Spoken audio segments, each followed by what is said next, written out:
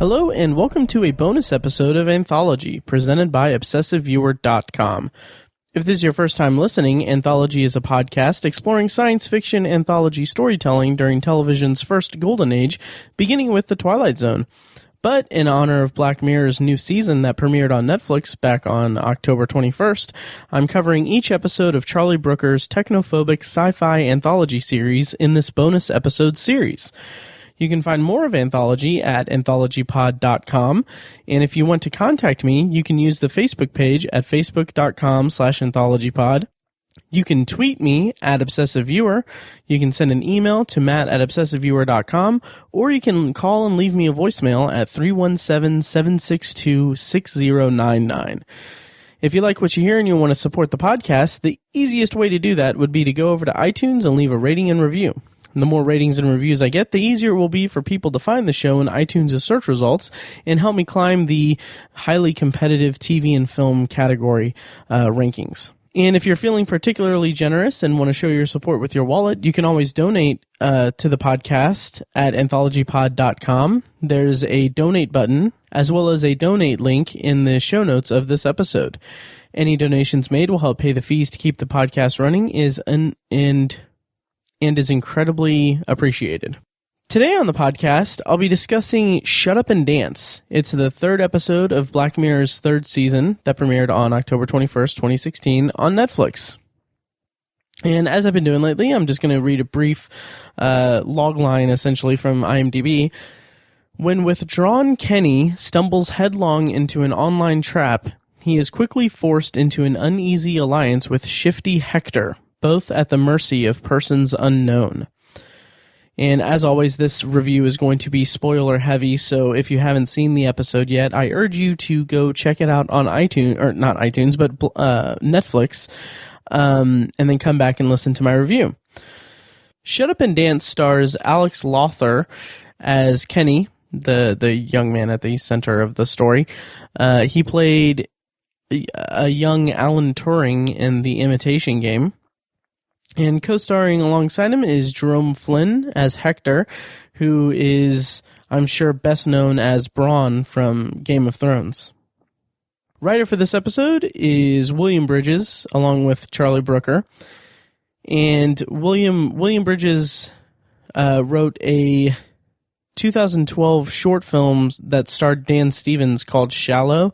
I believe it's about I want to say the prime minister hitting someone with his car. It's something that I meant to check out and see if it was available online because it sounds interesting, and I'm a Dan Stevens fan, so I'll check that out if it's available. If you can find it, let me know. And director for this episode is James Watkins. He previously directed The Woman in Black, and he co-wrote and directed an upcoming action movie starring Idris Elba called The Take, which the cover of that looks pretty cool. Like the poster that they have on IMDb for The Take looks pretty cool. So as I've been doing with this review series, at least with the new episodes, I've been kind of giving my initial thoughts after watching it a first time, and then I go back and watch the episode a second time and compose my notes for the review. So my initial thoughts after the first viewing was that I really wasn't crazy about the whole blackmail/thriller aspect of the episode. As I'm sure if you've listened to my other reviews, I'm sure you've noticed that I like my Black Mirror episodes to be full of unique tech-based world building. I like it to be about technology run amok, or technology that's forcing society to adapt to it rather than the other way around. And this episode was more contemporary, and on that initial viewing, it didn't really hook me that much. But having said that, in my initial viewing, the twist of Kenny being a pedophile at the end was really great. I didn't see it coming at all, and it made this episode seem like it's season 3's version of White Bear, which is something I really enjoyed. An aspect of it I enjoyed quite a bit, which is a weird thing to say. I liked the part where the guy was a pedophile. That's a weird thing to say. So on to my review. My initial thought, or my immediate thought upon starting the episode again, was that the episode is really kind of our time. We have kind of two of the big things about the episode is that it's about a hacker collective that's forcing these people to do things and blackmailing them into doing things because they have control over what they have, what their secrets are online. And it also plays on our fears of surveillance just a little bit here and there, because we're not protected. We don't have anything you put online is subject to coming back and biting you in the ass. And it plays on some of our collective fears as a people in the modern day. And the episode itself is about us losing control or the characters losing control and being controlled by unseen entities. And it's also about punishment in a digital world, and it has some bits about survival in it too. It's kind of a hodgepodge of different things, and that's kind of I guess a little bit of a ding against it, because it doesn't necessarily have a really strong cohesive theme or message at the center of it. It's less of a statement about our culture and more of a thriller with a twist at the end. At least that's as much as I could ascertain from it.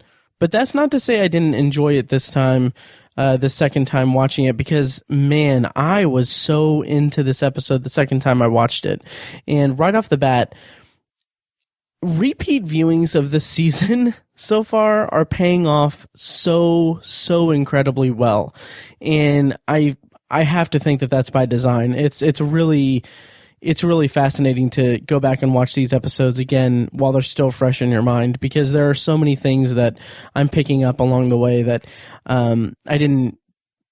that my frame of reference for the episode, as I was watching it the first time, my brain hadn't adjusted to the story. I didn't know the story. So there are some interesting twists and turns in the beginning parts of the episodes that are kind of laying the groundwork for the big twist at the end. And I'll stop speaking vaguely about it and just get into it.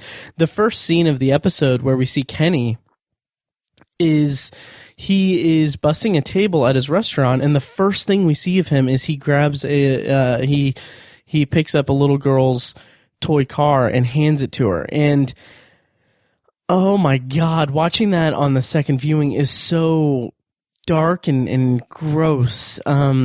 Because on the first viewing, it makes us sympathize with Kenny. He's this compassionate kid. He's kind of shy and reserved. He gives the kid her toy, and he's very personable, and he's shy, but he's a good person.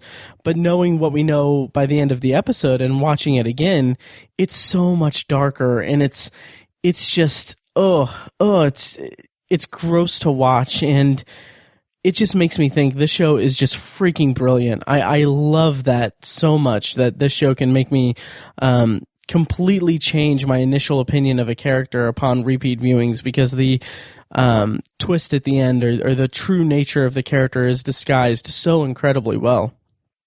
And the way that they disguise the pedophilia too, they hide the pedophilia. It's not it makes sense in the context of the episode, because that twist doesn't just come out of nowhere. It's not a cheap twist to make us to kind of thrill us and leave a lasting impression on us. They did the work to make it lead to that in a really interesting way. And there's a lot of good misdirect too. Like his coworker at the restaurant, she's kind of flirtatious toward him. She's around his same age. She's attractive, and they seem to have some chemistry, and she seems to kind of be into him. And that's an effective misdirect for us, because we would think that that would be one of the things that he would want to get the video back from the hackers, because he doesn't want her to see him.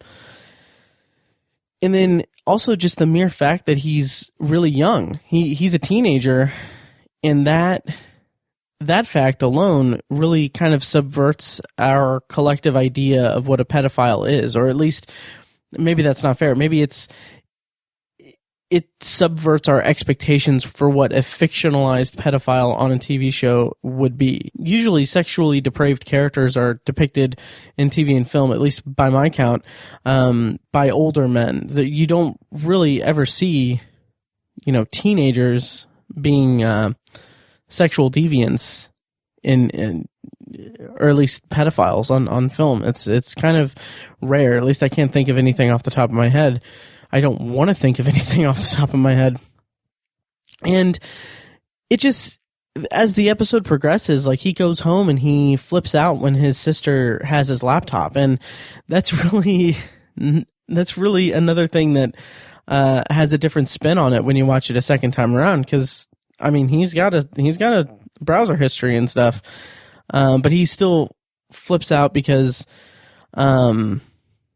she installed malware on it. So it's justified, but also that underneath it all, when you watch it again, it's because he doesn't want his secret to come out.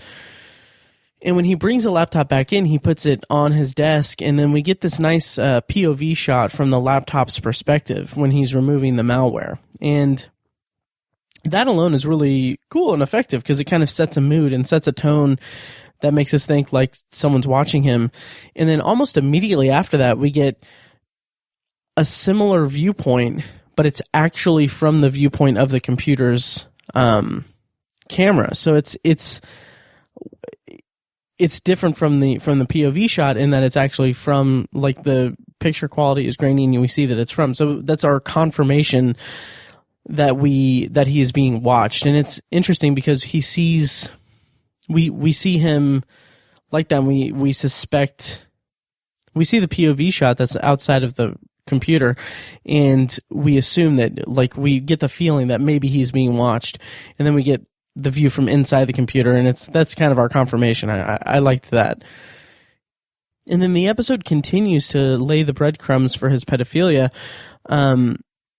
We see that the next day at work, he's clearing a table, and he stops and pauses, and he lingers at a kids menu that's been colored in, and it lingers on the shot just long enough to almost signal to us that there's something kind of weird going on. But then his coworker interrupts him, and they have this little flirtatious thing, and it's almost like if you had that thought in your head, or you had that alarm go off in your head that maybe something isn't right, like why is he lingering on this child's menu and this coloring and the crayons and everything, but that's swept away because we're immediately into this character interaction that's kind of flirtatious, and it's really amazing how they're able to do that so effectively by misdirecting us but laying the breadcrumbs for us to follow to the twist at the end.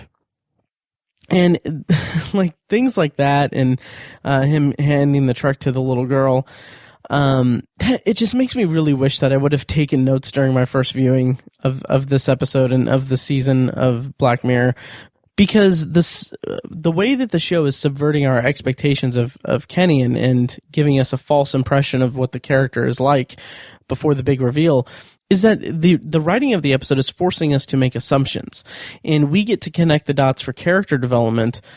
So I can't remember specifically what those scenes registered with me, but I know that when he handed the toy to the girl, I thought, oh, he's a nice kid. He's a nice kid, friendly guy. He's kind of shy. He's a little reserved. He's a nice kid. But then it just gets completely shattered at the end, and this episode, this show is just a great, this episode is a really great example of screenwriting and story structure, and it's really pretty phenomenal. In going forward, all of Kenny's actions still have this darker meaning and darker undertone to them on a second viewing. Like when he puts the lock on his bedroom door, when he gets home, it's because his sister's a quote-unquote thief, but it's also because he wants to hide his secret, maybe him seeing the little girl at, this is so gross to say, at the restaurant and lingering on the kids menu. Maybe this is this is his pedophilia kind of growing in him, and it's becoming less and less easy for him to. It's becoming more and more difficult for him to push it down and ignore it. In the end of the episode, where he says that he only looked at pictures, it's such a deer in the headlights reaction. It's such a deer in the headlights reaction. At least it seems to be that way, because from what we've seen, these little moments here and there that I've pointed out, he is more deviant than he seems. He's not this innocent kid who is just confused or what have you. He seems to be a little bit like a budding predator, even, I would say. But then you could also maybe that could be a little bit of a harsh read on the character, because you could potentially look at the flirtation with the coworker and the chemistry between them as him being kind of confused about his pedophilia. But that's a pretty flimsy maybe on that, because he doesn't really ever seem to engage with her the way that she seems to want to. She kind of seems to be initiating all of the interactions, and she's always the one that's kind of flirting and stuff. He seems maybe at one point like he's a little interested in her, but it's not anything that he is actively pursuing in the episode, or there aren't any examples of him actively pursuing it, I should say. And just to heap praise upon the twist at the end even more, it's such a brilliantly clever twist to me. He's so shy and reserved that his freak out when they email him and tell him that they have the video, his freak out seems so perfectly in line with the personality that the show is showing to us, or leading us down. The narrative of the character, like, he's shy and reserved, so that freak out seems perfectly in keeping with that narrative of being shy and reserved. But the true source of his panic is his secret being let out. And it's so great because you can attribute either character trait to how much he panics. And it's really well done. It's so well done. And Alex Lothar, the actor, he does such a great job in the episode. He delivers a really strong performance. And what makes it so great is that it's almost completely dependent on him carrying and internalizing this fear and his panic as the demands escalate. He, throughout most of the episode, or all of the episode, we are led to believe that he is a frightened kid who is at the mercy of forces that he is out of his control, who hold this shameful video of him. So he plays it like this kid who's very afraid of what his identity is going to be after this releases and everything. But if you kind of look at it more closely, he's also terrified of his secret getting out, and this secret shame that he has, and this compulsion that he has coming out, and this deviant behavior that he partakes in. It's all there. And as far as the hacker collective is concerned, this kind of faceless group of hackers, or maybe it's a single person, I don't know. It wouldn't be a single person. It would seem to be a collective of people. That's maybe the weakest part for me. I'm kind of lukewarm on it. I think that it's just mostly just personal taste for me. I don't really like that whole plot device in TV and movies these days. It's kind of just an analog of Anonymous, and it's kind of getting a little tired to me in movies and TV. Like a perfect example is I watched the whole first season of Mr. Robot, and I just could not connect to the show at all. And that's the whole hacking aspect of it was a little part of that, but I'd be lying if I said that it wasn't part of it at all. So it's just something that's kind of tired with me, and I could take or leave it whether or not they expounded upon the group that's controlling the people in the episode, or if they would have given more detail. I didn't need it, and I didn't ask for it, so I'm kind of glad that they didn't. I don't know. There wasn't anything that really engaged me with the hacker storyline. except that I was curious where it was all going to lead and how it was going to be handled.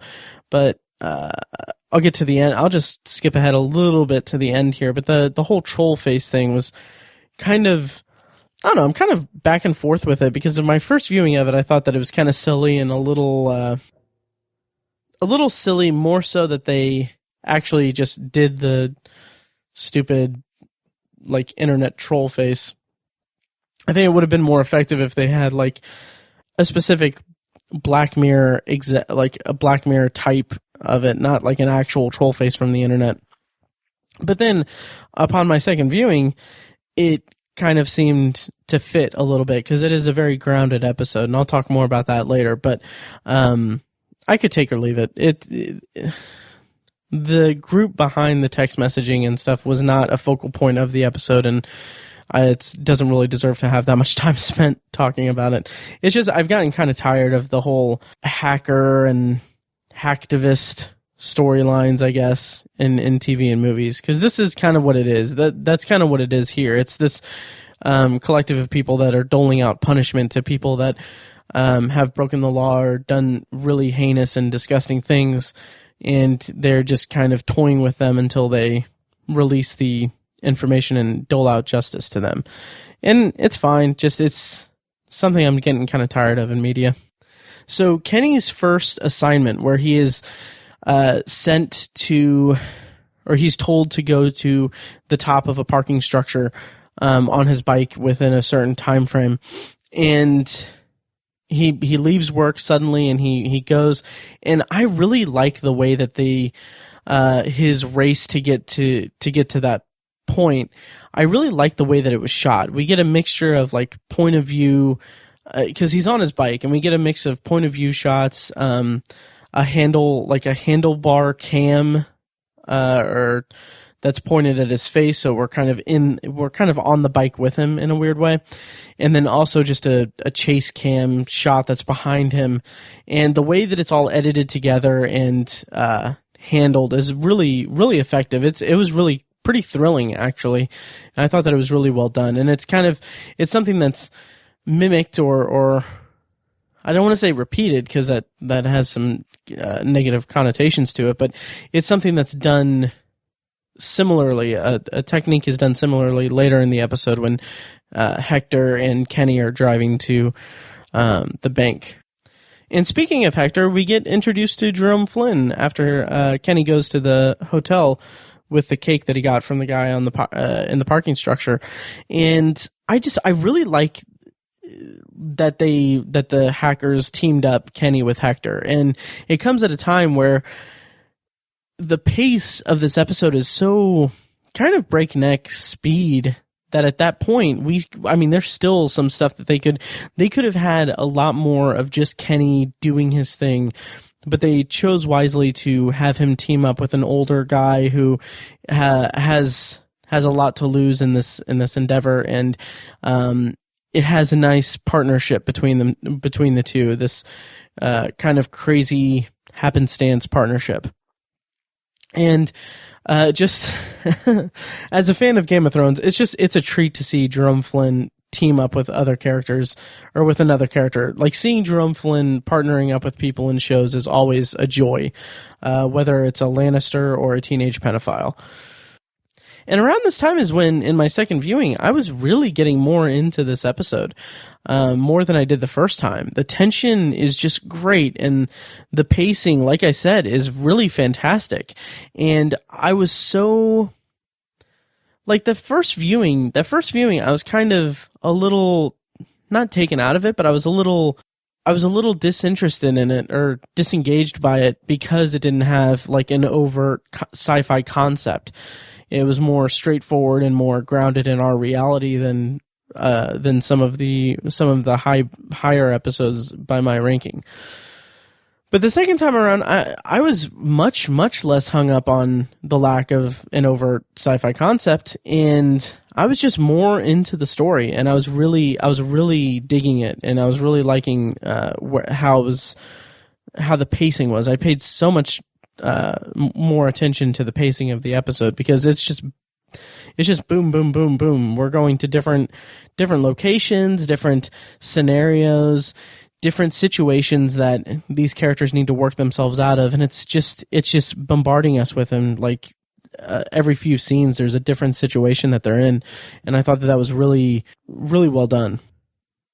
And as they're driving to their destination, which ends up being the bank, Hector kind of opens up to Kenny about the prostitute, and I thought that was pretty interesting. It speaks to how cleverly hidden the pedophile twist is, because we have Hector, who's this family man who was engaging in illegal activities to solicit a prostitute, and it's something that would literally destroy his life and ruin his life, take his kids away from him. The stakes for Hector are incredibly high, and at that point we have no clue that Kenny is a pedophile. We just think that he was caught on his webcam masturbating. And at this time in the episode, the second time around, I kept thinking I should have seen that there was more to Kenny than just the masturbation plot, because there is such a disproportion to Hector's situation and Kenny's situation as it's presented to us. So that should have set up kind of a red flag, thinking that there's something that's not quite right there, and it just didn't come up with me, and my viewing experience was all the better for it.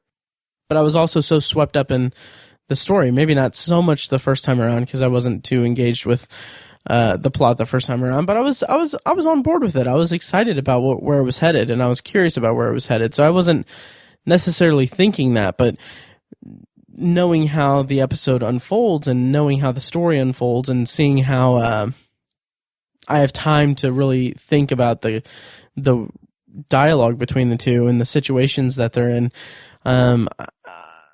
it almost set up a red flag. And then we get a bit of comedy injected into the episode, which they stop to get gas because the car that they have didn't have gas in it, which is fine. That's an organic plot development and an organic obstacle for them to encounter. And I loved first of all the comedy of Kenny in the gas station, because Hector has him pay for it. So he goes in, he's in line behind two women. He opens the wallet, and like 3 condoms just fall to the ground with a loud smack. And I love that because it's a little bit of brevity in the episode, and it plays on this idea of Kenny being this awkward and shy teenager, and which also kind of reinforces our perception of him and reinforces the fact that he is an awkward teenager and not anything more under the surface. So it plays into the favor of plays into the misdirect of the twist.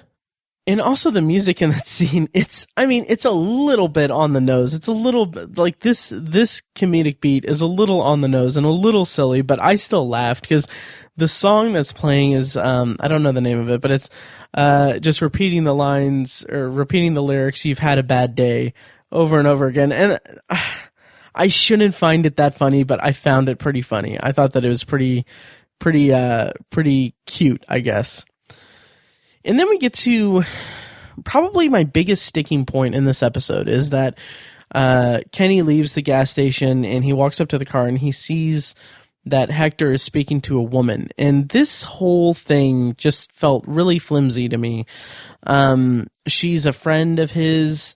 She's going to a PTA meeting, and like that in and of itself, that's okay by itself. Him meeting her, being in a rush to get into the car and back on the road and get to this, like they're all distracted, but she's like exchanging small talk. The juxtaposition of that is good. I like that dichotomy there at least in short spurts. But then it goes a step further, and she all but demands to get a lift from them to while they're on their way to the train station. That the alibi that Hector gives, that has to get Kenny to the train station, and so she kind of insists on getting a ride from him. And I don't know, it's just that whole scenario just felt a little bit forced, and it just felt like, well, we need an obstacle for them to encounter, so let's throw in this lady who insists on getting a ride from them. And I don't know, it didn't land with me. And the juxtaposition of them being criminals or being in this intense situation, and her being like a pleasant person who's just going to a PTA meeting and is Miss PTA. She's really a stand-up citizen. It's like that juxtaposition. I don't know if that was a comparison that the writers were meaning to make, but if that was the intention, I just thought it was just meh. It just didn't work for me. And then it goes even further. It keeps going. Like Karen asks them, or asks Kenny where he's from, and he says, I'm from Birmingham, and then that launches into this whole thing where Karen's like, oh, my husband's from Birmingham. What part are you from? Why don't you have an accent? All of it's, I don't know if it's the way that it's written, or I don't know if it's because it's just so sudden and it's not like these questions aren't given time to breathe, but the tension in that scene just is really flat to me. It just did not land with me, and it mixes comedy with the tension and awkward humor in a way that just doesn't feel like it gels together in a way that's entertaining to me. And I understand it. I understand that they needed something to keep them from repeating the, get from point A to point B scenario. They needed something to differentiate the earlier scenes from the earlier scenes, because we've already had a sequence where Kenny is riding his bike to the parking structure. We have a sequence where they're driving and then they realize that they're low on gas. So they needed something to make it a unique point A to point B scenario. But it's what they chose is just it's a narrative detour that could have been left out entirely or handled differently. Like maybe this example would have been more cliche than what the episode would have been able to handle. But if they would have gotten stopped by the police, that would have been effective tension building. But fortunately, that's just a small moment in the episode, because then they get to the bank, and the idea of this faceless entity, this hacker collective forcing them to rob a bank is just really great. It's at this time they've been doing these odd jobs here and there. They've been having to do these weird tasks that don't really connect. And then we get like this really crazy scenario where these people have they have dirt on these people that could ruin their lives, and then they're forcing them into a situation in which they will, if they are caught or everything goes to hell and they don't succeed in it, they will ruin their lives. It's such a tense ultimatum, and I love how Hector just jumps at the chance to be the driver, and like he rationalizes it and says that, well, you can't drive yet or anything, but it's a funny character moment that Hector's like, well, I'll be the driver. You can go ahead and be the person that's most at risk in this situation. And at that moment, we actually get an interesting moment with Kenny in that he starts to talk about what he did, and he starts to talk about the pictures that he looked up, the true nature of the dirt that they have on him. And he starts to say, I only looked at pictures. And it's almost like he is about to kind of spill his guts, but then Hector cuts him off and goes on and on about how, they have video of Kenny jerking off. First of all, it's really great misdirect. Because we almost get the truth about Kenny, but then we're distracted by Hector really hammering home the fact that they have video of the kid masturbating more than anything. It reinforces our perception of what is going on, and our ideal of what's going on, or what we're presented, what the audience is presented with by the show at that point. And it's really nice to kind of hide that truth in there. And I love how Hector is building Kenny up to rob the bank in his own weird, vulgar sort of way. It's a really great scene overall, and it almost makes up for the detracting scene with Karen. And so we get Kenny going into the bank, and one thing that I had to laugh at the first or the second time I saw it was that I thought that it was funny that the group gives them yellow tinted glasses. So like they can't even give them dark sunglasses to further obscure their identity. They have to give like yellow tinted glasses so the full face is visible. It's really like they don't give them any breaks. I thought that was really funny. So Alex Lawther's performance in the bank is, again, it's fantastic. He is a force in this episode. I love how shaky and unstable he is. That alone, that quality to his physical performance in the scene is really great at building the tension, because you don't know, like his finger could slip and he could kill someone and it could all go to hell. But it's really terrific. And then we get the added moment of him peeing his pants, which is really great because it makes us sympathize with him more, and it makes the impact of the ending even more great, because we get this, we see this kid as an incredibly vulnerable character, and then that rug is kind of swept from underneath us. And then we get a little bit of a misdirect, or we're led to believe that Hector left him there because the car isn't there, but then it's just a brief delay because he comes down the alley. It's I mean, that's okay. It's kind of take it or leave it kind of thing. So then they take the money and they go to a secluded place where the texts tell them to be, and the way that they part when they part ways, it's kind of nice. It's kind of sweet because they've been through hell together, and Hector seems to have some real compassion for the kid. Like, he apologizes for the things that he said to him, and being kind of high-tempered with him. And it's kind of a nice like moment where these two people have been kind of bound together by this surreal ordeal, and they kind of wish each other the best of luck, and then they part ways because the text tells Hector to destroy the car while Kenny has to take the money and go to a certain location. It's a nice moment for them to part ways in that manner. So at this point we have Kenny going into the woods, and the episode takes special care to show him in the middle of nowhere. Like there are shots of him walking in a completely open plain that has that's completely desolate, and then we see him entering into the wooded area.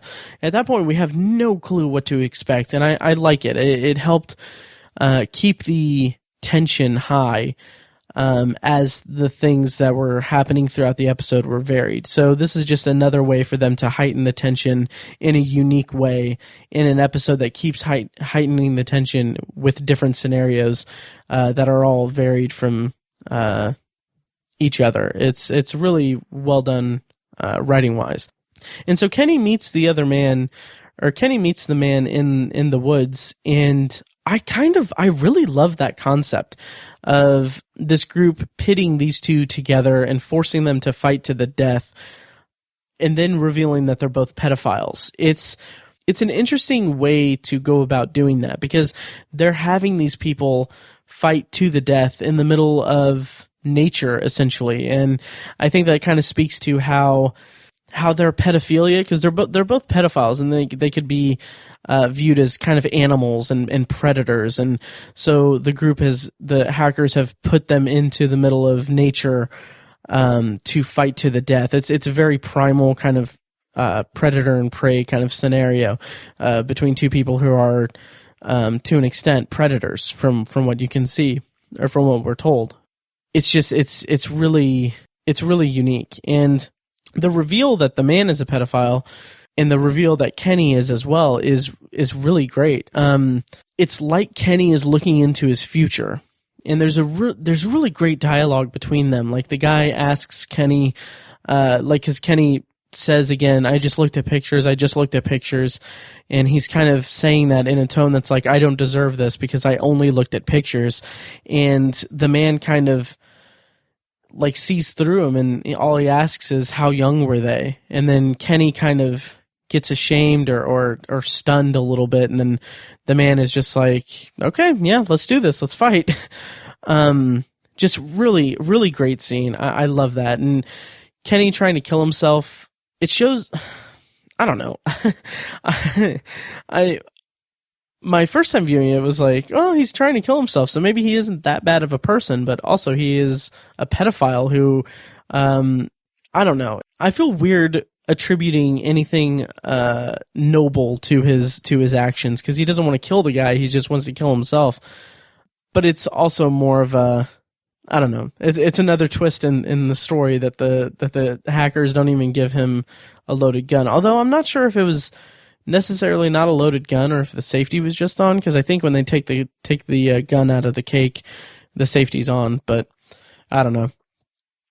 So then we don't actually see the fight between the man and Kenny. They're just it's just a cut to all the chips falling, essentially, like the other characters getting their text messages of the troll face and revealing that the hackers are releasing the information anyway. And it's a strong ending, even though I still think the troll face is kind of silly.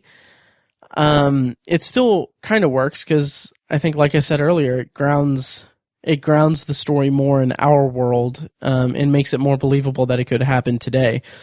And I guess it could happen today, honestly. Like, there's nothing futuristic about this episode. It's kind of in our own contemporary world, and that's kind of a scary thought. And I feel like it's nice that we don't see Kenny winning the fight, because we don't need to. That's not what this episode is. That's not what this type of episode is. It's, I mean, knowing the rules of the fight and knowing that they want to have them fight to the death, we can see that he murdered the guy because he is the one that's walking away from it. He's covered in blood and he's walking away from the scene of it. So we don't need to see the fight. We don't need the thrills of the fight. That would have been just really unnecessary, because what our minds can conjure up about the fight is probably better than what we would have seen in the episode, and it would have been disappointing to actually see it. It's more about, that would have been more about the spectacle and thrills of them fighting rather than seeing that Kenny just killed a guy. And I don't really think that I like that they show us a flashback to the woman in the car and the guy on the moped when we see them getting their text messages. I mean, I get it. We only saw them at the beginning of the episode, but I don't know. So I guess it was kind of necessary, but I don't know. I think at this point I'm just kind of looking for nits to pick, because I don't really have much negative to say about this aside from the Karen diversion earlier in the episode. But we learn from that scene that she's actually the CEO of the hotel chain of the hotel that Hector was staying in. And if you pause the episode when you see her computer screen, you'll see a couple nice Easter eggs with the news stories on the website, because it says that the Prime Minister from the National Anthem is getting a divorce, and then it also has a tab for an update on the Victoria Scillane trial from White Bear. So I thought that was pretty nice. I thought that was pretty cool. And it's kind of disappointing. We don't really get to see what the guy on the moped did. I think that's really the only character that we don't know what he was doing or why he was involved in all this. I think I hear the woman that's accosting him say, or call him a sick, disgusting pervert, but that's really all we get. And that's kind of, not that I need it. I'm not going to lose sleep over whether or not the guy who had like maybe 2 lines in the episode, finding out why he was involved in this. I'm not going to lose sleep over that. It's just, I don't know. I kind of wish it would have been a little more. I'm kind of curious about it. I'll say that. And so the episode ends with Kenny getting a phone call from his mom as he's walking away in a daze, covered in blood, after just killing a guy and having the worst day ever. And the sound of his mom crying and talking about how he's looking at kids and yelling at her, that really brings the episode to an awesome ending, because you can tell she's destroyed. She's just absolutely destroyed and shattered, and that really, that coupled with Kenny's just distant stare as he's letting everything sink in and realizing what's happened to him, it's a really strong way to end the episode, because his life is over, and it was really handled well. And then we actually end the actual episode with police lights and the police coming out and kind of surrounding him, and I thought it was cool. It was a good ending. I liked it. So overall, Shut Up and Dance, although it doesn't have the things that my favorite Black Mirror episodes have, like a specific technological advancement that shifts how society operates, I still enjoyed the episode a lot. It's possibly my favorite of the grounded in reality episodes that we've gotten in the show so far. I'm thinking in terms of like White Bear, although it's kind of neck and neck with White Bear, and the National Anthem, and those kinds of episodes. And a lot of me preferring this over those is that this episode is filled with really clever writing and a really well disguised twist and really brisk pacing, and that's something that I really appreciate from this episode. Because the episode has us assuming things about the character, and then it flips those assumptions on its ear, on its ear. And it's kind of similar in that respect to White Bear, but I think that it's a more magnificent magic trick here because it rewards repeat viewings arguably better than White Bear did. Because White Bear kind of is a shock because it's such a left turn, because we see that she is going through all this and it's a shift in the reality of the episode. Whereas here it's just, we have been given information about this character, but a very valuable piece of information has been withheld from us, and it's not until the ending that it's revealed, and that shifts our entire perspective on the character himself, without completely adjusting or completely shifting the entire our perspective of the world. The world is still a grounded world. It's just that character has been retroactively destroyed for us. And it makes us see him in a new light. And as I've said throughout this whole review, the acting is terrific, particularly by Alex Lothar. He was really great. He was a standout in the episode in a very demanding role, and he did a fantastic job. And as for Jerome Flynn, I'm really excited to see him in something outside of Game of Thrones, and he handled himself very well. He had some really great moments in this episode, and played the frenzied, fearful guy who's afraid that he's going to lose his livelihood and everything in his life. He's trying really hard to fix things and get out from under the boot heel of this faceless hacker group. He played that really well. So the episode overall, it plays on our fears of surveillance, like I said before, but that isn't the focus of the story. And I think at the end of the day, that works in the episode's favor. We have this hacker collective that's doling out justice in its own way, and that plays on our sense of right and wrong to an extent. The hackers can assume control of someone with blackmail, and it's a scary power to have over someone. And so, I don't know, to an extent, I kind of wish that the episode did a little more and was more thought-provoking in that regard, but it didn't detract from my enjoyment of the episode because, as I said, the writing was fantastic and the pacing was really great. So, in closing, strong episode. I would rank it just below Playtest for me when it comes to Season 3 so far.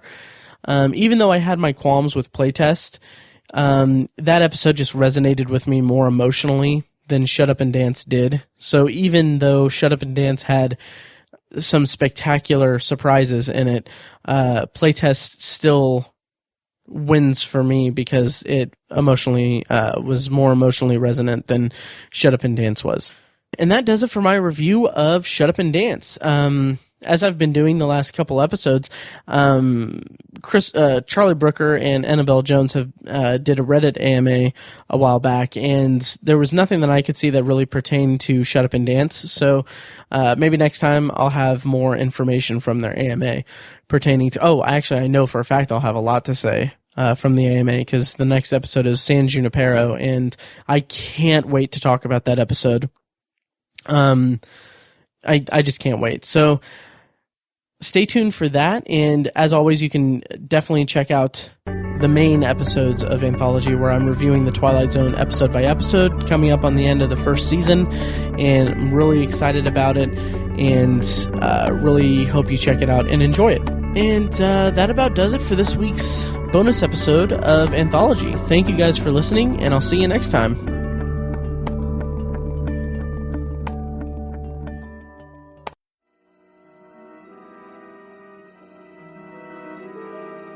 Thank you for listening to Anthology, presented by ObsessiveViewer.com. You can find more episodes at AnthologyPod.com, and you can subscribe to the show on iTunes, Google Play, Stitcher, or your preferred podcast app.